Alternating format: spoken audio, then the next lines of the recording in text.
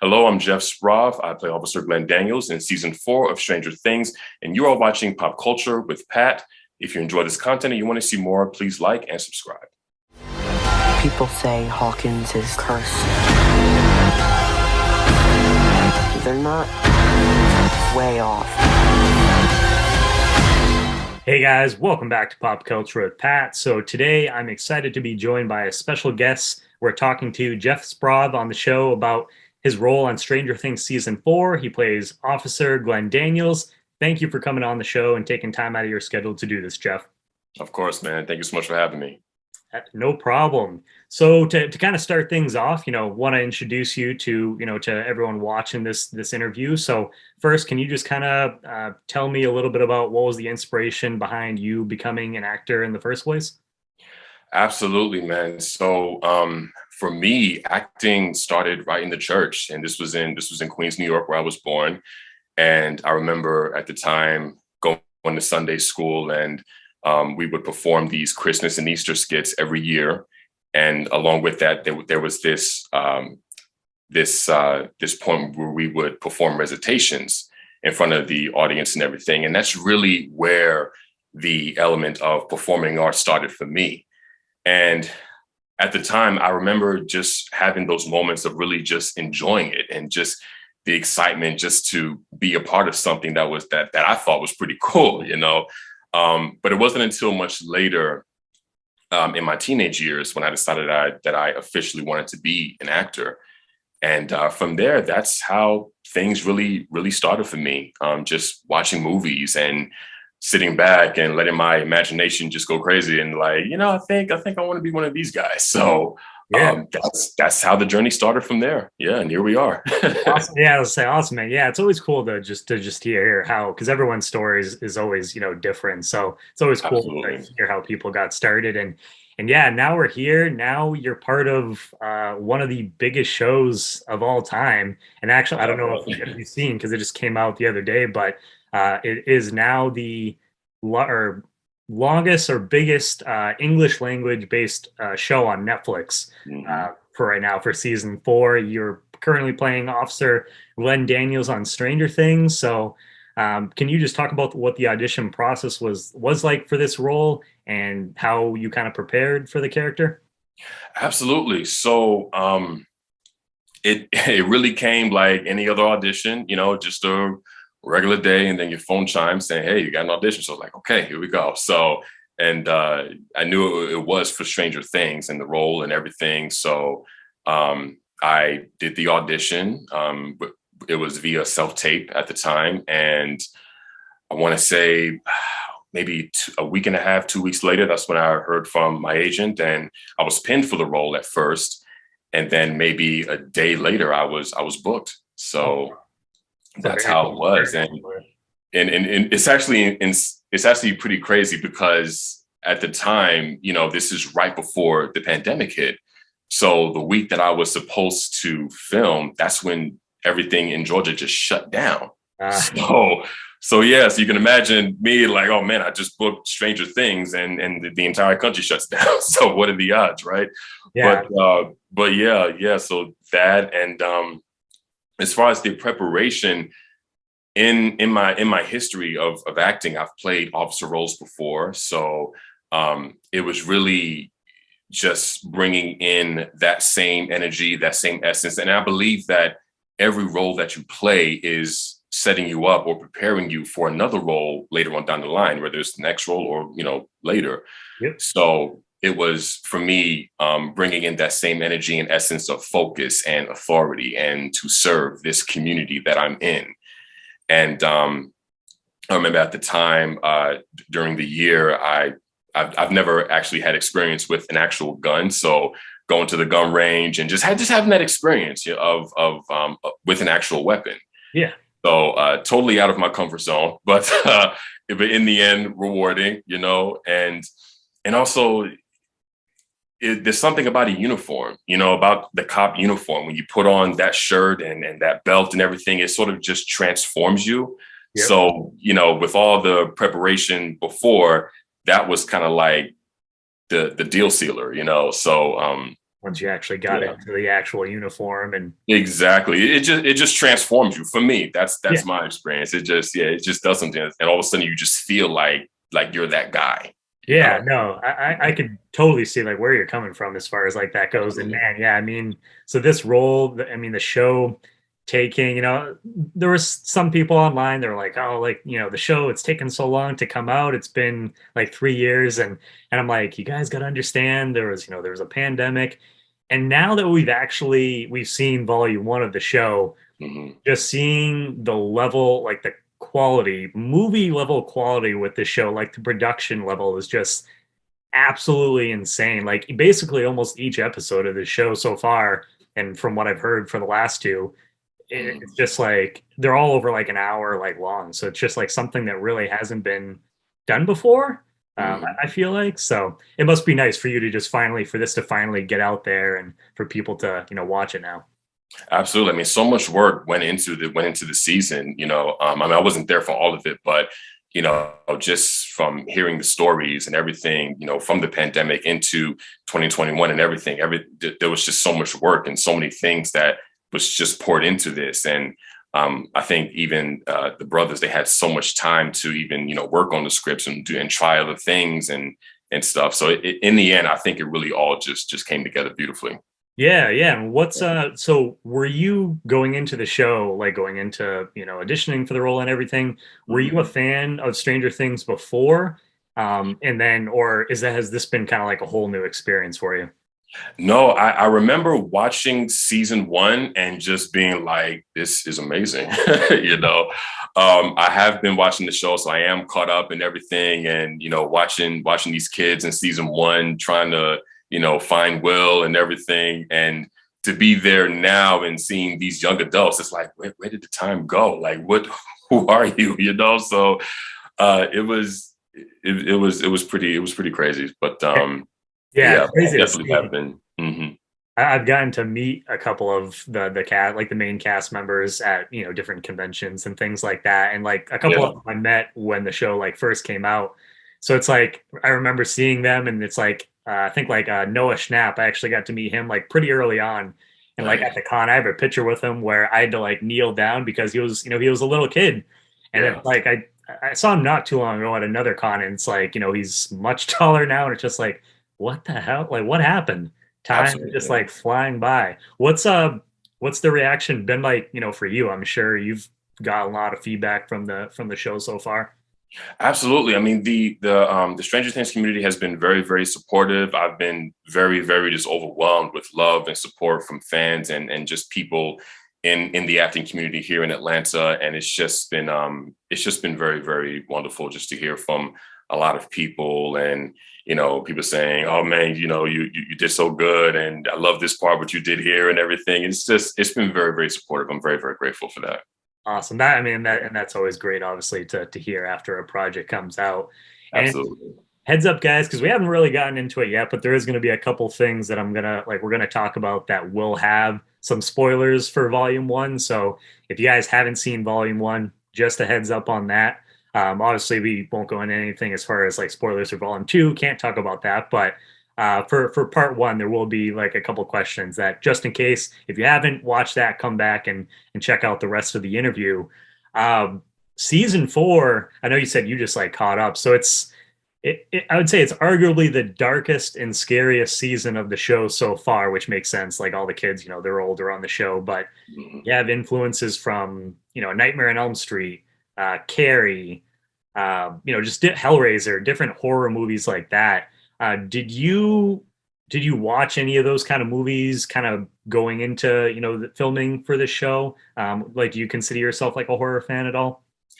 Uh, a little bit, a little bit. I mean, I'm very selective when it comes to horror films. That's I have seen a good friend of mine. He's major in horror, so everything that I've seen from horror has been inspired by him, really, and on my own time as well.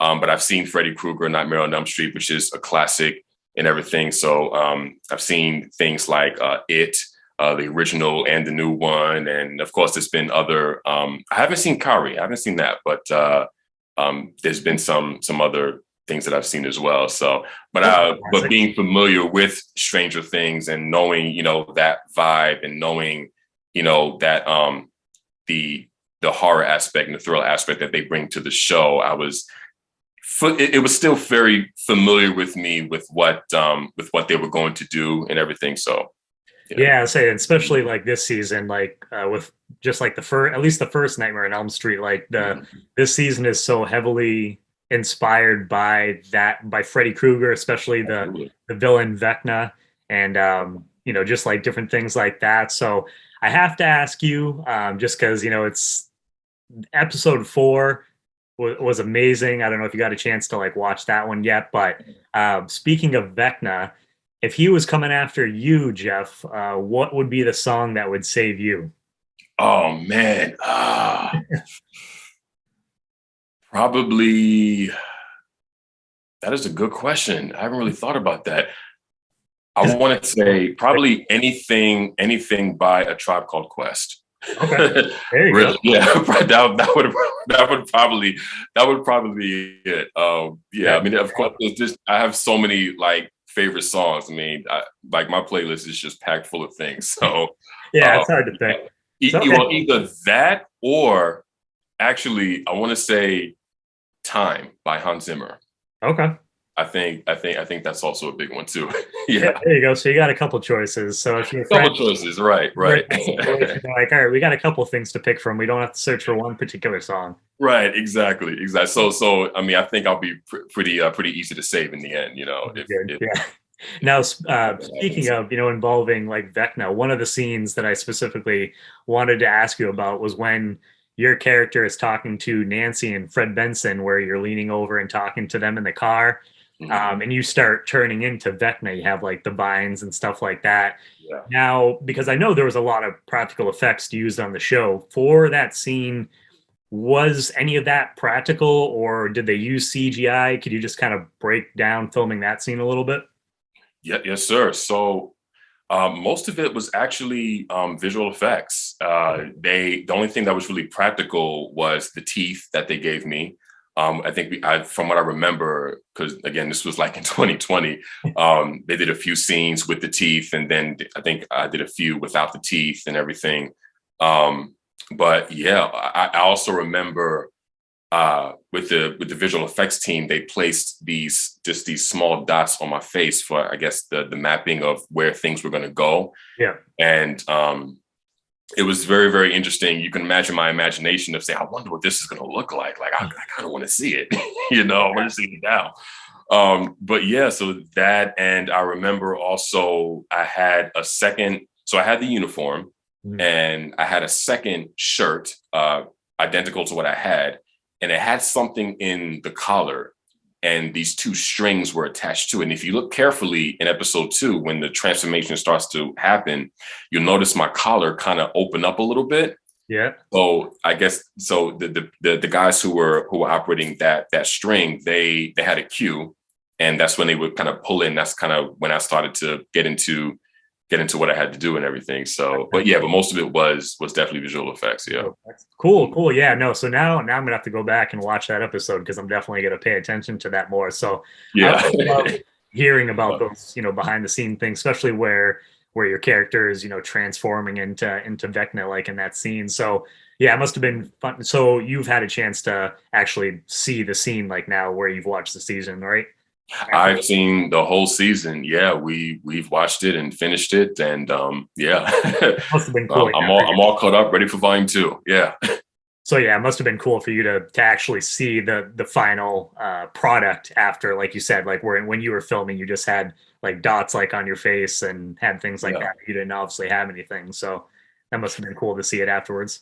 It was, man. It was fun just to watch, and it was really just fun just to be a part of that whole process, because you never really know until you watch the behind the scenes things. You used to going to the movies or watching the television and just seeing it versus the process behind it. So to be a part of that process and to see it, after post and everything is said and done was pretty awesome. It was a lot of fun. Yeah. And Now, so you join the cast of Stranger Things, in this season, which I know sometimes can be challenging, being a new character coming into a show, especially where at this point the main cast and crew, they're kind of like a well-oiled machine.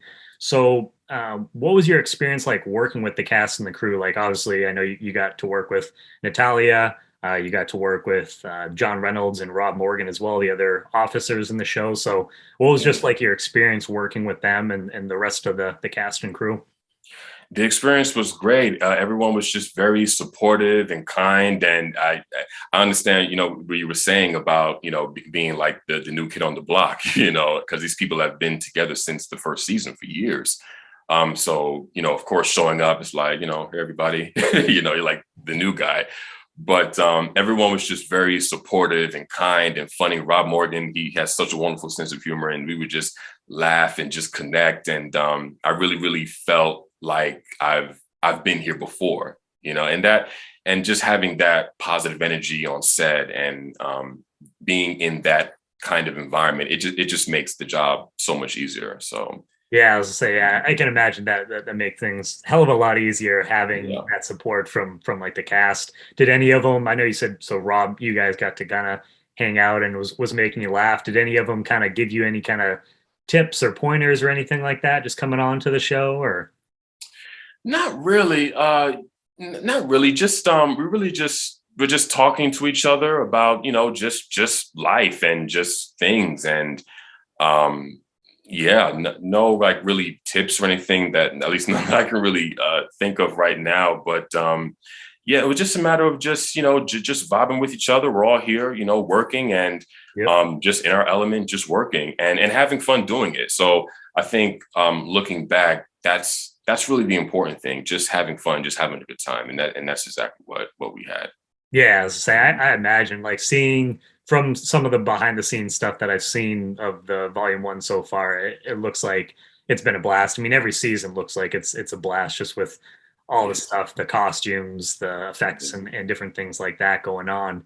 And that's one thing I can really, take from the experience is, yeah, it's a big show, and there's so much that's going into it, and so much coming out. But at the end of the day, it's just about having fun, just having a good time. In between takes, I remember Rob Morgan and John Paul Reynolds, they would just be joking and just laughing, and I would be, with them and everything, and then it's like, okay, rolling, cameras up, and I'm like, okay, I got to get back into character because I'm sitting here dying laughing.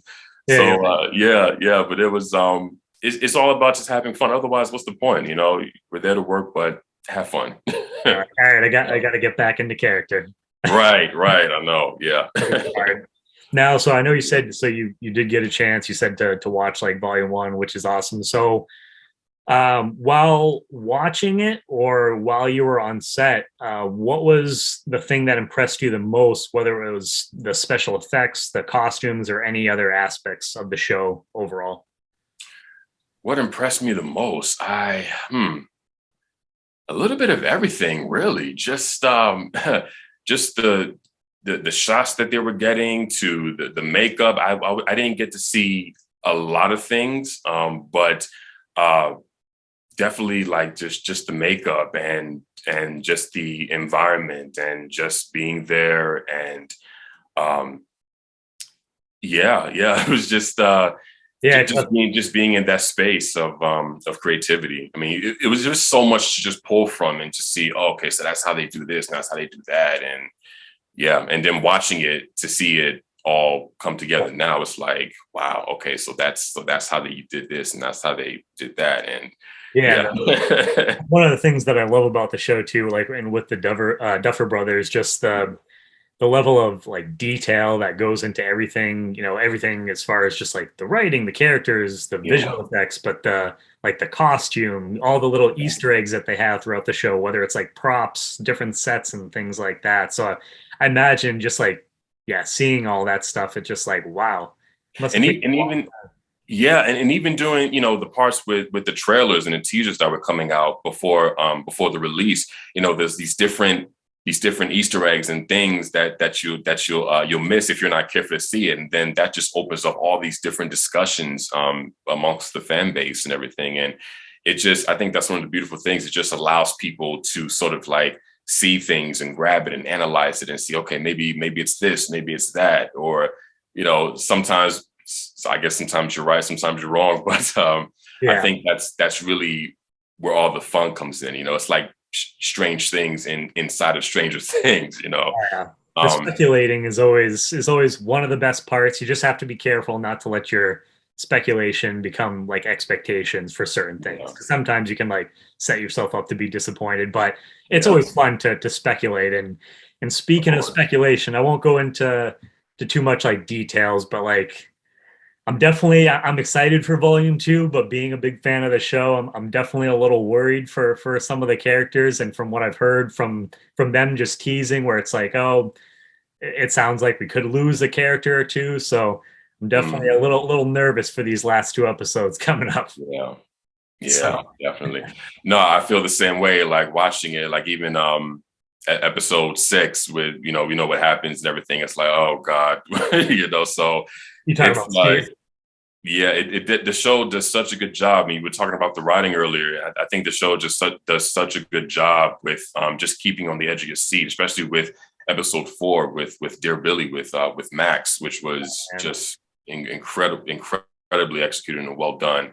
And another note about the writing, I love how it just keeps you so engaged. Like, the episodes are so long, but to me, it doesn't feel long. Nope. Like next thing you know, you're on episode 5 and you're almost done. So I love how just all the characters since season 1, all the characters are contributing something. They're all doing something. Yeah. And that's just something to really enjoy and watch. Yeah. I say that when it dropped volume 1, I think I watched, it was 5 or 6 of the episodes. I think it was 5 episodes in the first day, like that it came out. And I was like, all right, I gotta stop. I gotta save these last 2 episodes for at least the rest of the weekend, so that way I don't binge through the whole thing. I've watched it like multiple times, like already, but it's like I was like, oh man, I've already watched this, and granted that was like several hours of the day, that was a good chunk of the day that went by, but it goes by so fast. It does, and I'm so impressed with people who are able to binge watch the whole thing in one sitting. I'm like, you did what? It's like, it's crazy. Like after a while, for me, I got to take a break. Like I need to process and breathe. Like my mother and I, we're watching it, and she's like, okay, that's it. I need time, and I'm like, I agree. Yeah. So, and I kind of like that, even though we had the cliffhanger, I kind of like that they split it up where we were getting like 2 more episodes and it wasn't all at once. So that way we can we have this time to talk about what we saw in volume 1 and then, kind of theorize what we think might happen in these next 2 episodes. I think that's always kind of fun, having that little bit of space. Definitely. Absolutely. And I wanted to ask you too about, so one of my favorite storylines in this season was just them tackling the subject matter of satanic panic, where that was, especially popular in like the 80s with Dungeons and Dragons and stuff like that. And where you have that one particular scene where like the whole town is in like the townhouse where you're up on the stage and the rest of the town. And then it looks like you're basically going to have the rest of the town going after like the Hellfire Club. Did you do any kind of like research into like satanic panic or and how was filming that whole scene? Yeah, a little bit. I looked into it a little bit, just about how that whole process was like and everything. Now during the filming of it, I just remember it being it was just a very, very focused energy in the room. Like everyone was just like, of course, there was a lot of background in the room and everything, and just talking about it and just being in that environment. But it was very interesting. I didn't really have much during that day, so I was mostly just in the space. So it was just a lot of watching and just paying attention. And I believe the character's name is Henry, but he did such an amazing job with that role, and just talking about how the town needs to just rise up and pretty much stop these things that are happening in Hawkins. Jason. Jason. Yes. Jason. Yeah, I couldn't remember his name. yeah. You're Yeah. thinking Henry Vecna. Vecna. Yeah, That's yeah, yeah. yeah. So I could not remember his basketball. name in the show. Yeah. Yeah, no, he had a very even though his character, like, obviously shit's probably gonna go down in these last like two episodes, but Mhm. yeah, his monologues, his like speeches that he had to give, I thought, yeah, he did a fantastic job. So that must have been cool just to kind of Yeah. be in that room in that moment while that was going on. And in between, again, yeah, it was very emotional heavy. But even in between takes, there's still those pockets of just laughter and just having fun and just having a good time. So it didn't feel like it was just heavy all the time and it was just draining all the time. It was just at the same time it was still fun. Yeah. So yeah. Yeah. Once you hit cut, then you guys released all the tension. We're joking around and stuff. Exactly. Yeah. Of course. So, yeah, season 4, we talked about it, earlier, just with this being one of the biggest shows, on the planet Earth right now. Mhm. And the show's getting ready to wrap up soon. What about Stranger Things, in your opinion, keeps fans coming back, and why do you think they connect with this show so much? I think there's a lot of things other than the '80s nostalgia and everything. I think with the Duffer Brothers, this show is a love letter to Steven Spielberg and Stephen King and what they've done and everything. So you have that community as well and the horror community. And I think there's a lot of things that people keep coming back for to watch the show, the writing and the characters and the different themes of friendship and love and yeah and just being there for each other, and yeah, I think it's just such a combination of things, and it's created such a wonderful community. And Stranger Things, it definitely holds a special place in a lot of people's hearts, and yeah. It's going to be one of those shows. I know, like, for me, like, it might sound like kind of funny, but maybe you'll understand. Like, it for me, so I would say it's like already, even though it's not done, it's become like one of my favorite shows of all Absolutely. time. And it's one of those shows, even though there's like horror elements and stuff like that, it's one of those shows for me that I feel like it's almost kind of like a comfort show. It's just Mhm. something that it's like I can see myself going back and like rewatching this series just multiple times. Even though I've seen it a ton of times, there's always things that you can go back and catch different Easter eggs. But just the relationship between the kids, like you said, that friendship and the Mhm. different things like that. It's just, yeah, one of those really really special shows, for me personally. Absolutely. Absolutely. I think for me, it's the writing of it. As a screenwriter myself, I look at that as my study, so There just you go. watching it and there's just the creativity of it and how all these characters are doing all these different things and contributing so much to these different plot lines, and how they all just they're separate and yet somehow it all just comes together in the end. So yeah, it's a beautiful thing to watch every time. And it's different thing. There's acting and there's music, and the Stranger Things intro, you can never skip that Classic. ever. Like I don't Oh, yeah. know, you can never skip that. It's just so creatively done, and it's just awesome to watch every time. Everything about it. And it's so easy to skip too, especially where it's on, like a streaming service where you have that option. But Right. every Never. single time I just let it play and I'm like, nope. I will sit there and watch it every time. You Yep. just can't skip it. No, not at all. And to kind of, wrap things up, what I guess for you, like, what's like your favorite thing about the 80s? Man, see, I wasn't born until 1990, man. So I haven't even lived during that time. I'm right there, but just like being on the show, I guess, like seeing Yeah, the aspects yeah, that you saw that they recreated, like on the series.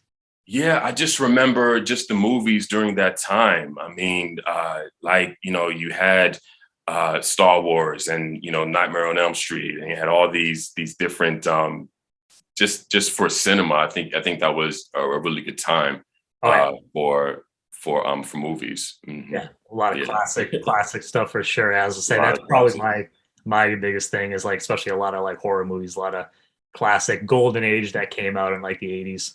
Absolutely, and music as well. Yep. Mm-hmm. Yeah. So there's definitely, there's a hard for me to pick one too. I'd probably have to go with like music, movies would be probably like the two top things. Right. It's a culmination of things for sure. Yeah. Yeah. And so yeah, to wrap things up, Jeff, where can fans catch you next that you can talk about?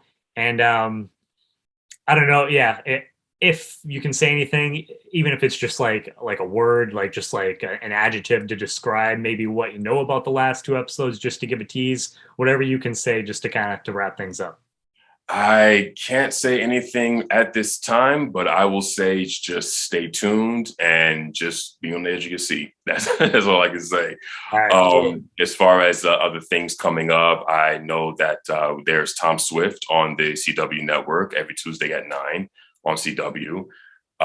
And I can't say anything about the role yet because the episode has not aired yet. That's fair. But definitely check that out. And if people want to follow my journey, they can follow me on Instagram at Mr. Jeff Sprauve. That's Mr_Jeff Sprauve for more things to come. Well, hey, Jeff, thank you again. Thank you so much for coming on the show, taking time out of your schedule to come on here and talk Absolutely. all things Stranger Things. I appreciate you coming on. Appreciate you, Pat. Thank you so much. Greatly appreciate it. You're always welcome back, too. Thank you. Yes, I would love to come back. Sounds good. Hello, I'm Jeff Sprauve. I play Officer Glenn Daniels in season 4 of Stranger Things, and you are watching Pop Culture with Pat. If you enjoy this content and you want to see more, please like and subscribe.